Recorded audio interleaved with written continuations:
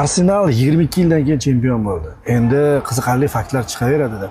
Bittasini aytib o'taman. Arsenaldan Chelseaga 3 ta futbolchi o'tganida, ya'ni Ashley Cole, Fabregas hamda Giroud o'tganida Chelsea chempion bo'lgandi.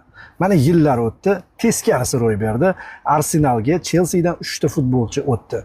Bu Madueke, Kepa hamda burchak zarbasidan fenomenal gol urgan Kai Havertz. Va Arsenal chempionlikni qo'lga kirityapti. 3 bilan bog'liq biron bir mif yo'qmikan? Albatta klublar o'rtasidagi bu 3 raqami hech qanaqa mif yoki omadli emas.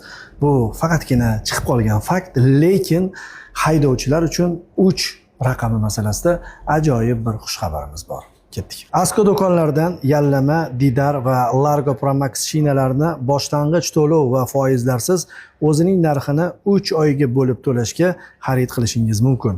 O'rnatib berish va har 10,000 kilometrdan keyin perikitka xizmati bepul. Shoshiling, aksiya muddati cheklangan 13-iyungacha bo'ladi va ma'lumotlarni olish uchun sizga qisqa raqam qoldiramiz 1339. Sizni kutamiz. Foydalanib qoling.